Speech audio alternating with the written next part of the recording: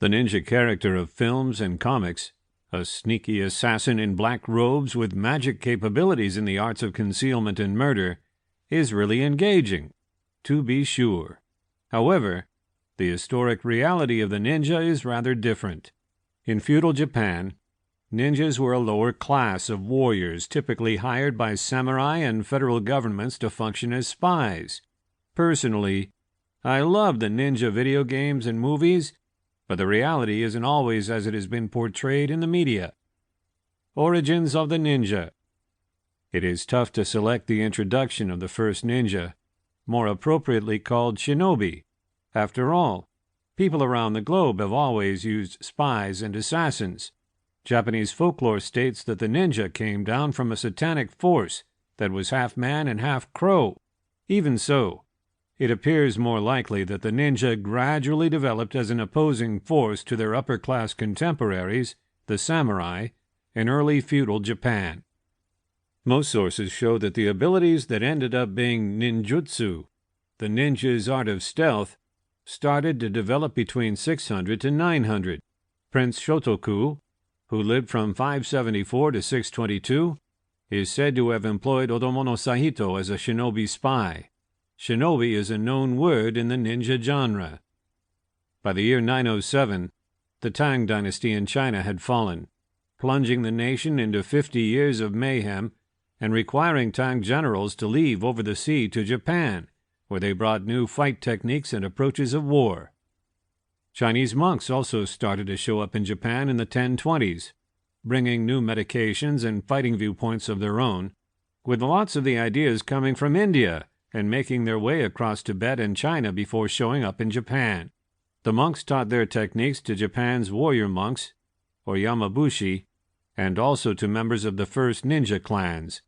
Ninja clans started to emerge, and groups of highly trained individuals were becoming more of the norm. The first understood ninja school.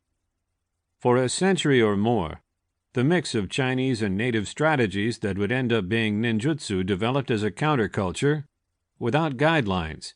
It was first formalized by Daisuke Togakure and Kain Doshi around the 12th century. Daisuke had been a samurai, but he was on the losing side in a local fight and pushed to surrender his lands and his samurai title.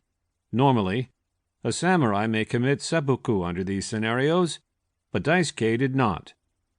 Instead, in 1162, Daisuke roamed the mountains of southwest Honshu where he met Kain Doshi, a Chinese warrior monk.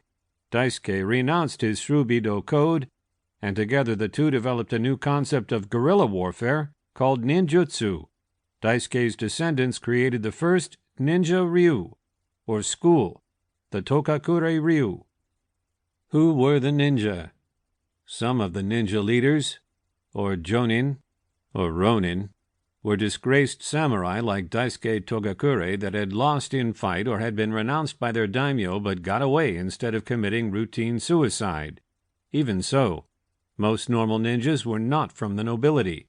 They were from the lower class, and were, therefore, expendable in a sense in the eyes of the populace.